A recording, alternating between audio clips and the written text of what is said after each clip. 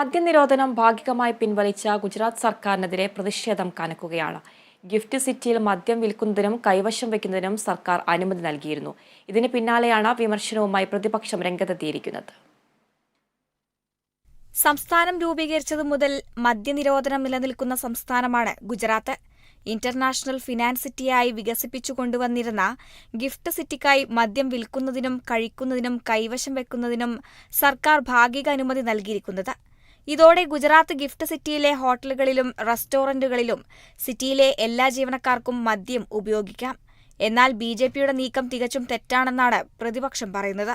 മദ്യം ഉപയോഗിക്കാൻ അനുമതി നൽകുന്നത് യുവാക്കളെ വഴിതെറ്റിക്കുമെന്ന പ്രതിപക്ഷവാദം. എന്നാൽ മദ്യം ഉപയോഗിക്കാൻ അനുമതി നൽകിയാൽ പ്രത്യേക സാമ്പത്തിക മേഖലയായ ഗിഫ്റ്റ് സിറ്റിയിൽ സാമ്പത്തിക ഉണർവുണ്ടാകുമെന്നാണ് സർക്കാർ ഭാഷ്യം. മദ്യനിരോധനം നിലനിൽക്കുന്ന ഇന്ത്യയിലെ 4 സംസ്ഥാനങ്ങളിലൊന്നാണ് ഗുജറാത്ത്. മിസോറാം, നാഗാലാൻഡ്, ബീഹാർ എന്നിവയാണ് മറ്റ് സംസ്ഥാനങ്ങൾ.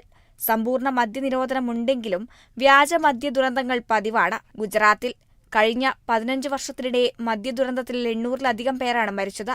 മദ്യനിരോധനം പിൻവലിക്കണമെന്ന് പ്രതിപക്ഷം ആവശ്യപ്പെടാറുണ്ട്. എന്നാൽ സാമ്പത്തികമായി ഉയർന്ന മേഖലയിൽ മാറ്റമുള്ള ഭാഗിക മദ്യനിരോധനം പ്രതികൂലമാകുമെന്നാണ് ഉയരുന്ന വിമർശനം. National desk, Kerala vision news.